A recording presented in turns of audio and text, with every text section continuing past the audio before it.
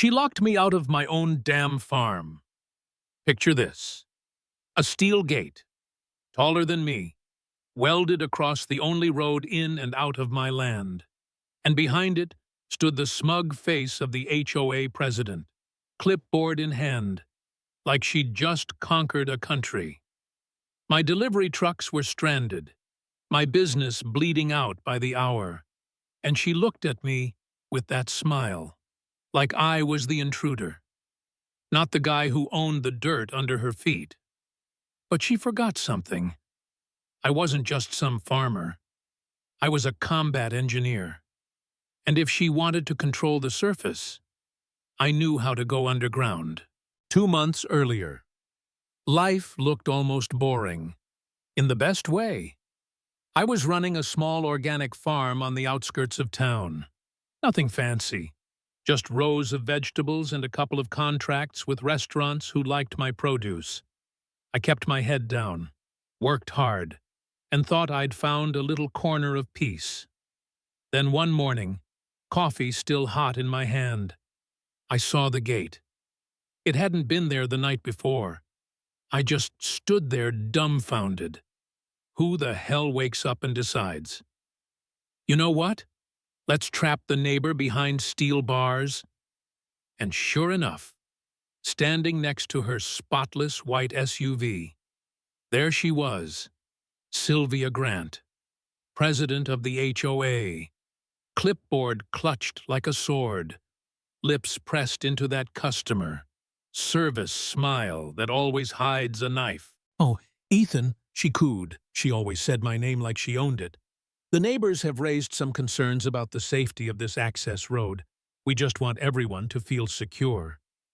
She waved a fake petition in my face like it was scripture. I almost laughed, but something in her eyes froze me, calculating, cold, like she'd already scripted the whole scene. I told her flat out, "Sylvia, this is my only road. You can't just block it." She tilted her head, smile widening, and purred. "Well, I'm sure the proper authorities will help us resolve this." The way she said authorities made my stomach drop. It wasn't a suggestion. It was a threat.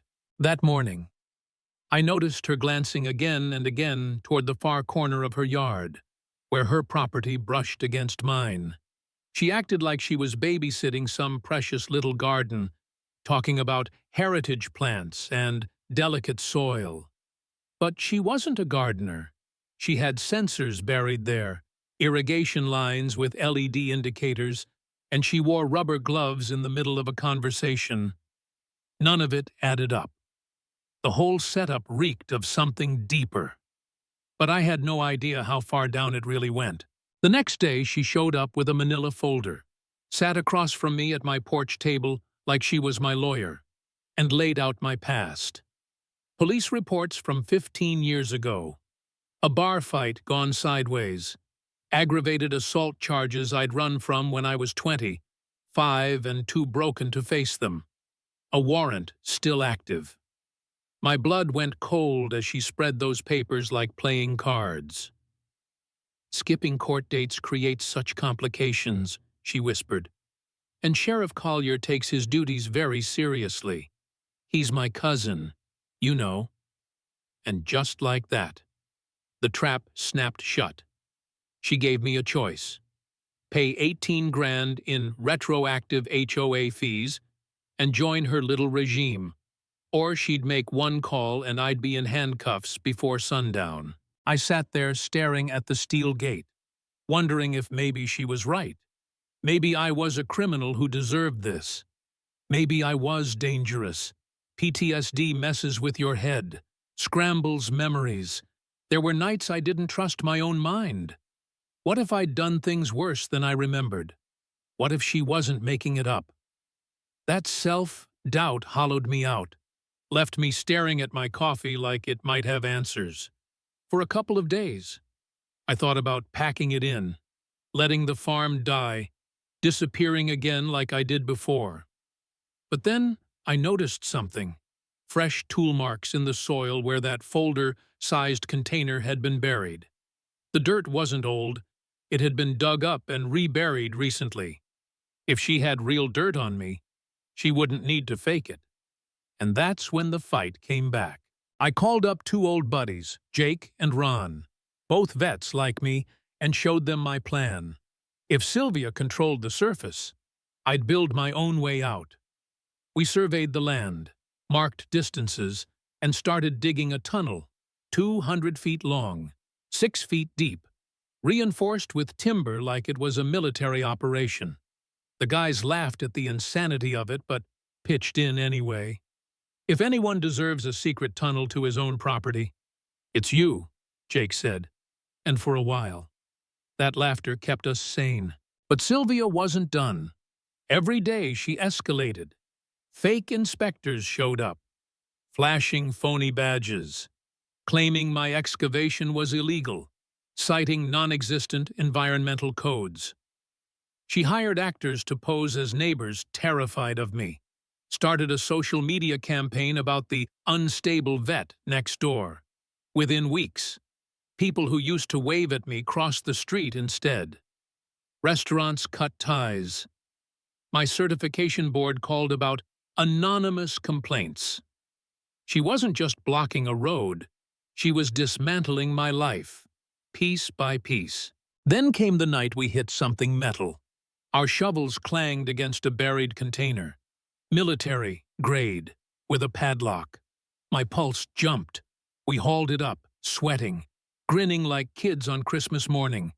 But when we cracked it open, the air went dead.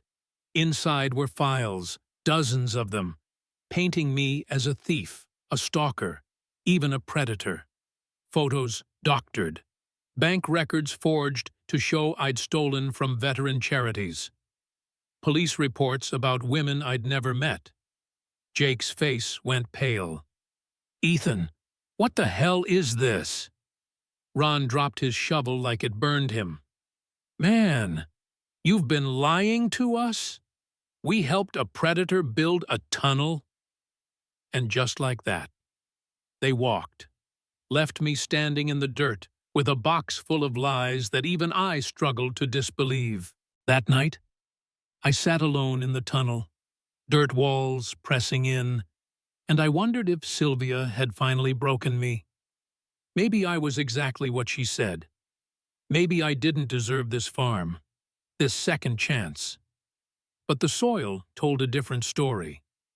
The layer where that box had been buried was fresh, no older than a couple of weeks. She had planted it. She wanted me to find it, to stop me from digging deeper.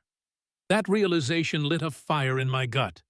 She thought she could bury me with her lies, but she'd made a mistake. She showed me where to keep digging.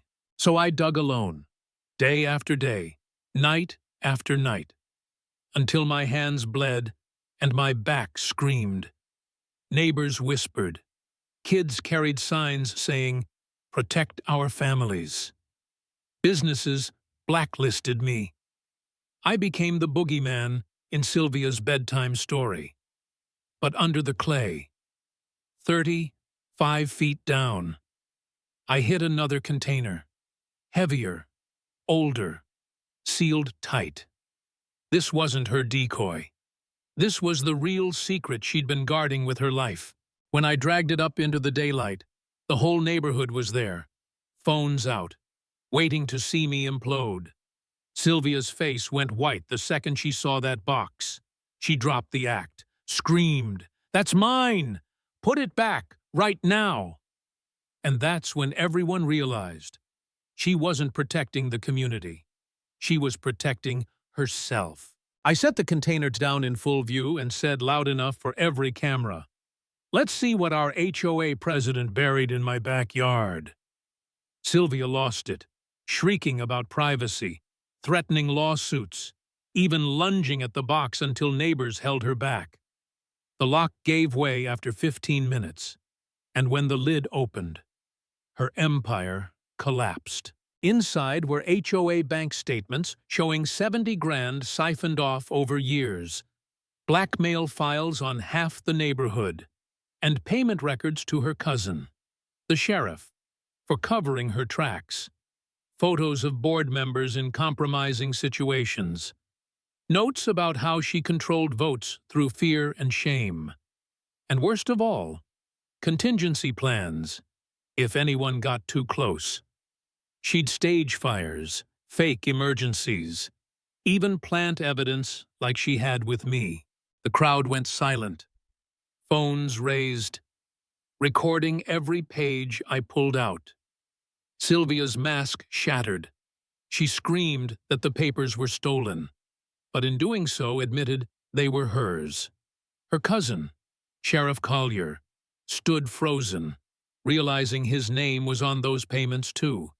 He didn't rush in to arrest me this time.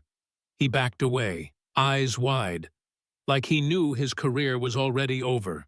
There was no cheer, no applause, just the heavy silence of a community realizing they had been duped, manipulated into hunting the wrong man, while the real predator sat in their meetings, smiling with a clipboard.